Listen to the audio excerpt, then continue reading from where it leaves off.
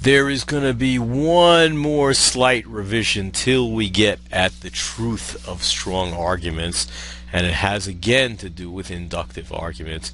And let's consider the following one. Almost all U.S. presidents are Caucasian, or were Caucasian. Barack Obama is a U.S. president, therefore Barack Obama is Caucasian.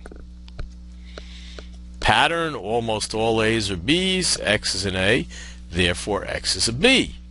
A cogent pattern of argument usually gives us pretty good argument. Now the question is it an inductively strong argument? That is a strong argument. Well, the conjunction of those premises certainly are reasonable, right? Almost all the presidents were Caucasian, and Barack Obama is the president of the United States. So according to our definitions, the argument is cogent. Well, we all know that D is going to be for defeater. Barack Obama is the first African-American U.S. president. And if you want me to also put another principle, that if you're African-American, you're non-Caucasian. As a result of D, this defeaters being part of our background knowledge, what we want to say is the argument is not cogent. That is, D defeats the inductive strength that 1 and 2 provide for 3. Now, the notion of a defeater is defined this way, that an argument is defeated by a person's total evidence if and only if the argument's well formed, the conjunction of the premises are reasonable for the person to believe, and there is another premise, or there are other premises that is also, or that are also reasonable for the person to believe, and the argument formed by adding this additional premise is not, typo, is not cogent. Okay. There's another premise that is also, could be a set of premises, that is also reasonable for the person to believe, that it's part of his background knowledge, and the argument formed by adding this additional premise or set of premises is not cogent.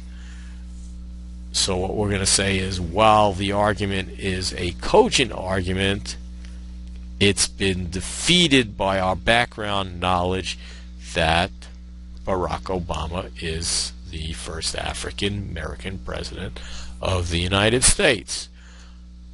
So let's see what this amounts to. Now we end up with an argument is strong for a person if and only if the argument's well formed, it's reasonable for the person to believe all the premises of the argument, and the argument is not defeated by the person's total evidence.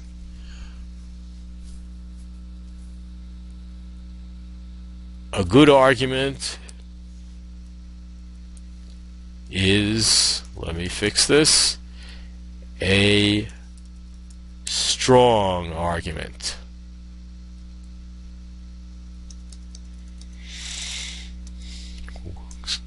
So we now know a strong argument, well formed, valid or cogent to a high degree, reasonable for the person to believe, and that should say the conjunction, to believe the conjunction of all the premises, and the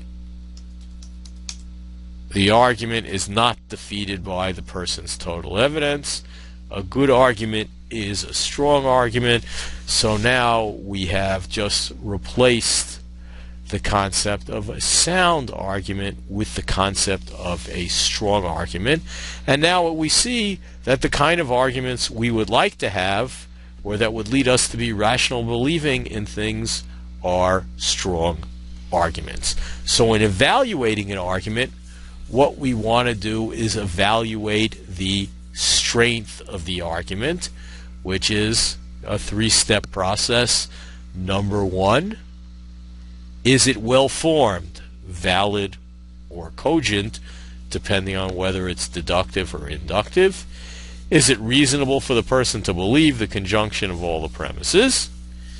And is there something else in our background knowledge that defeats the total evidence for the person?